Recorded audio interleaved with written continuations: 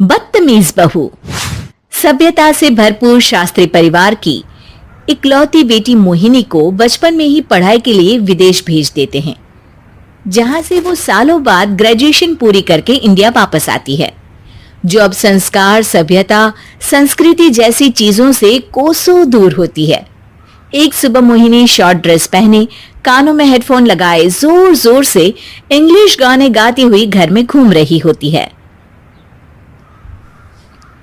सुबह सुबह भगवान का नाम लेते हैं, राक्षसों की तरह चिल्लाते नहीं।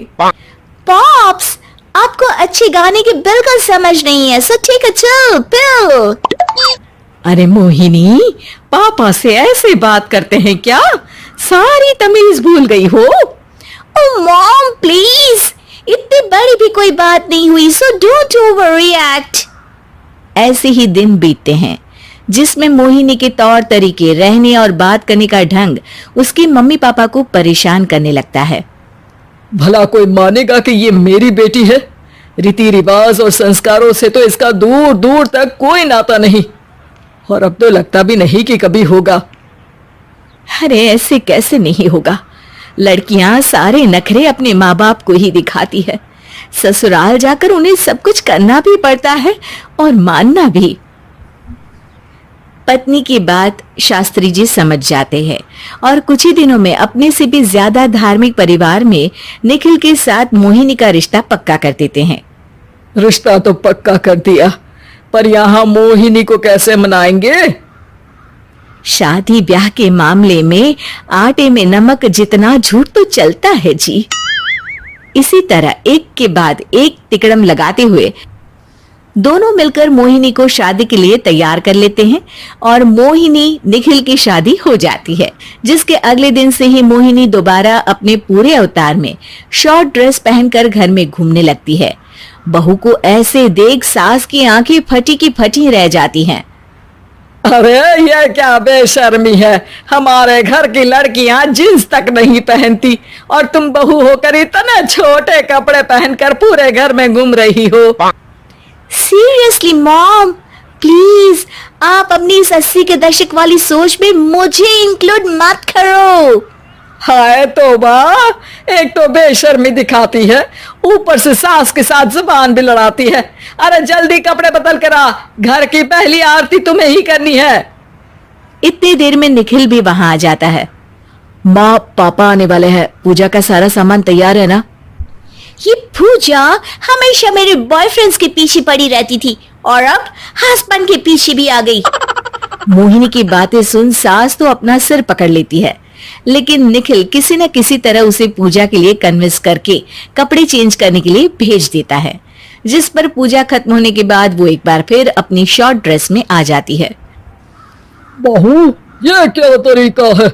संस्कार नाम की कोई चीज है या नहीं? नहीं ससुर जी, संस्कार मेरा दूसरा बॉयफ्रेंड था, अब तो मेरा उससे कोई कांटेक्ट नहीं है।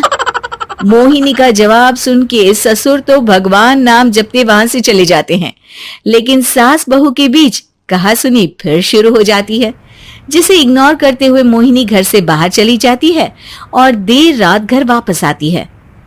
मोहिनी, मैं जानता हूँ कि तुम विदेश में रही हो और तुम्हें वहीं की आदत है, पर यहाँ चीजें कुछ अलग है।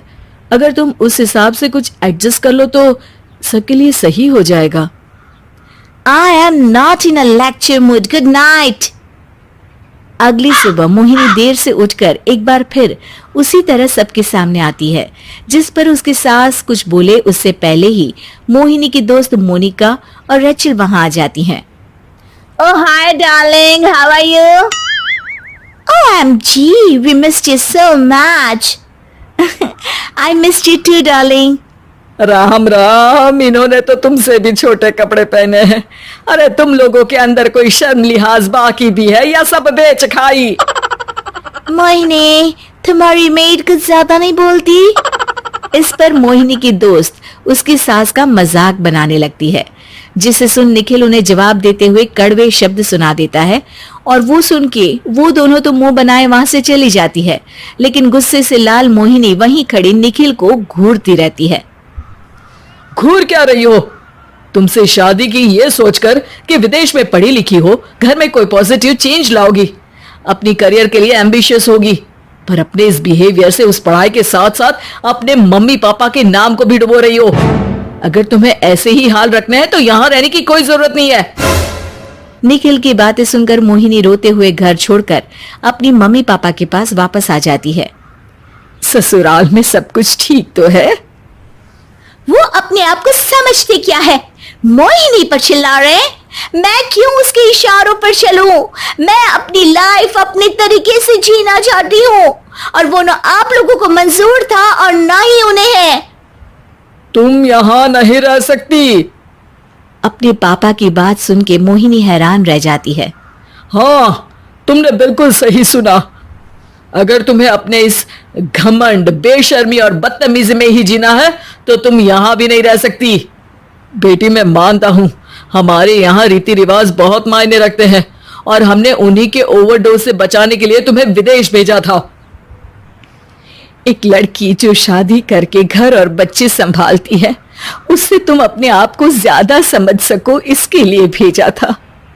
तुम उससे ज्यादा समझो और बनो, पर तुम तो किसी दूसरी ही ट्रेन में चढ़ गई बेटा।